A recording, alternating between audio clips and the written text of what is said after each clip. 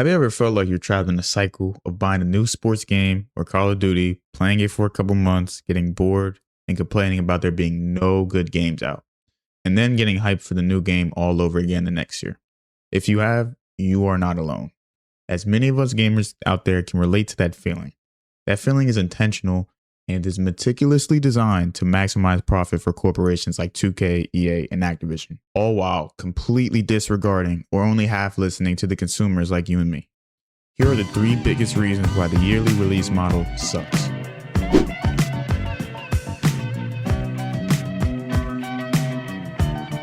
Picture this. It's a new year on 2K, and you just pre-ordered the new $100 edition. Yay! You load in, search for the best build on YouTube, and drop $50 off the rip. You play a little bit and realize you made a 2-way liability.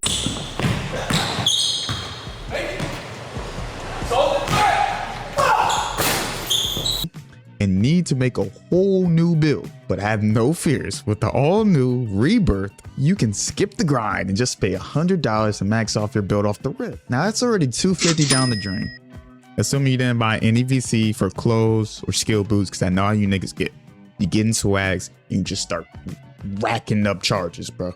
I know y'all get 80 overall and you already got all the swag, all the drip, but your build sucks. Anyways, that's beside the point. It's so normalized to have a bunch of builds and you don't even notice how much you end up spending until it's too late. Next thing you know, you could have bought a Nissan Altima off Facebook Marketplace. And the kicker is, the server's cut off after 2 years, and you lose access to everything you bought. I honestly don't know how it's legal for a corporation to wipe all of your purchases and practically force you to buy the new game if you want to play online. At least in other games, you can still access the content you spent your hard-earned money on. But in Madden's case, the game's still shut down and are still abandoned by the devs after 3 to 4 years. That would never be tolerated in single player games, and I don't know why we tolerate it in online games. So, as I've been editing this video, I finished all the recording and all that stuff. It's July 10th, and in the past couple of days, there's been a recent trend going on called CFB Play Don't Pay. And this started because college football got the bright idea, EA Sports got the bright idea to put microtransactions in an offline game mode. 2, Dynasty and Road to Glory. My words cannot do it justice, just how egregious this is. So I'm going to show you how bad the microtransactions are and how expensive they are.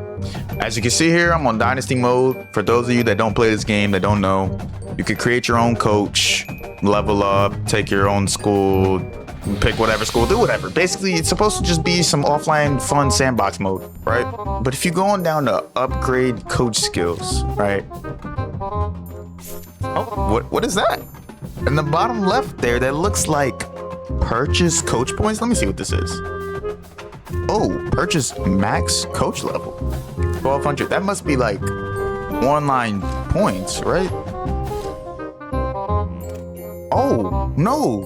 This is real money. $100 to upgrade an offline coach in an offline game mode. It's ridiculous. And you might be asking, well, can't you just not buy and just grind the normal way? Well, if you go on over to league settings, they removed one very, very important setting. Coach XP speed setting. If you're going through it, you might see that there's only slowest, slower, and normal. Last year, there were faster and fastest. They took those out to try to get you to buy upgrades for your coach in an offline game mode. I saw somebody online spend 30 years winning back-to-back-to-back championships, and they only got to level 50. Who in their right mind is playing a dynasty after 20 plus years? And they're not even going to be max level. It's ridiculous. It's ridiculous and it's disgusting, and I'm glad they're getting all the backlash that they're getting right now. Everybody's speaking up. All the creators except Kurt Benkert. Fuck you. All the creators are speaking up. And I am glad. They are going to feel this, bro. They are going to feel this backlash. I hope they change, but honestly, under their new management, I don't think they're going to change.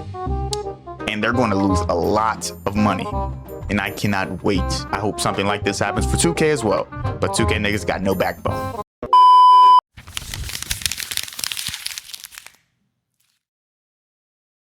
Now this section is a little speculation because I'm obviously not a game dev, but I find it hard to believe that the average AAA studio has enough devs to implement meaningful and important changes in the time allotted to them. That leads to the devs having to split up into teams and working on games 2 to 3 years out. Not to mention, the pay is not very good and they work long and stressful hours. Recently published a podcast episode in which they interviewed Manveer Air, an ex-BioWare dev who worked on games like Mass Effect 3 and Mass Effect Andromeda before leaving the company. Speaking about the recent termination and closure of Visceral Games, courtesy of EA, Air had some pretty harsh things to say about the publisher. In response to inquiries about Visceral's Star Wars project being taken over by EA from a linear, story-driven single-player adventure game to a more open-world multiplayer type of experience, here's what Air said according to a transcript of the podcast published by website Eurogamer. It's definitely a thing inside of EA. They're generally pushing for more open-world games, and the reason is you can monetize them better. The words in there that were used are, have them come back again and again. Why do you care about that at EA? The reason you care about that is because microtransactions, buying card packs in the Mass Effect games, the multiplayer. It's the same reason we added card packs to Mass Effect 3. How do you get people to keep coming back to a thing instead of just playing for 60 to 100 hours?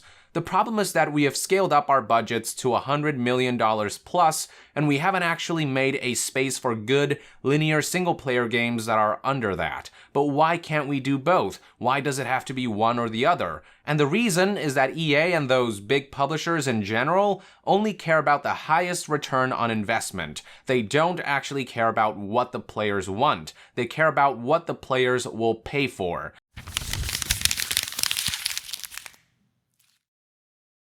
Enshittification is the process where online services and platforms start off great to attract users and progressively degrade in quality. In the early years of games like Madden and NBA 2K, there were a vast amount of competitors, forced them to get a little creative about features they wanted to add. During this time, Madden and NBA 2K were innovating and taking the industry by storm. But like what always happens under capitalism, the competition slowly dies out and monopolies start to form, leading to what we have today. Every year, creators release their wish lists and people on Twitter post tons of concepts and other ideas. And I know you had that thought, like, why don't they just hire this guy? And the real reason is because they do not care unless it directly affects their profit and their game sales. They will wait till the last possible opportunity to implement meaningful changes. Like with the equipment, they saw 26's, college football this is, they saw college football 26's reception was not the best, to say the least. And they wanted to go back to college football 25 sales and reception. So they finally implemented the equipment changes that we've been asking for since day one. The equipment community on Twitter have been asking for since day one. That just goes to show that they don't care until it's the last possible opportunity and it starts to affect their game sales and their reputation. It may sound like a joke or like a nonsense word, but I promise you, enshittification is a real thing. Like, companies will purposely not put in changes that they know are good just because they feel like they don't have to, or like they feel a sense of entitlement, like people are just gonna buy whatever they put out anyways. And I mean, honestly, that's the case for like all forms of media, all forms of entertainment. Like you turn on Netflix, every show is blue and gray and it's the same expository dialogue. Like, you're not watching the show, it's treating you like you're always on your phone. And like, you look at, speaking of phones, Apple, like, I have an iPhone 13.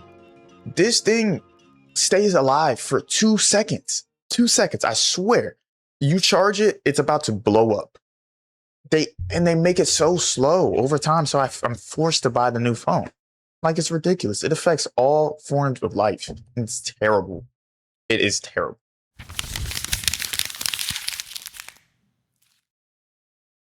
Now, if you made it to this part of the video, I'm so grateful for you listening to me yapping for however long this video is. I don't know. But as a quick editor's note, this video, you'll see if you watch it all the way through, it drastically differs in quality from moment to moment because like I'm a procrastinator. Like I wait till the last moment to do things, and it's taken me a while to edit this video because I've lacked discipline and I've dealt with other stuff.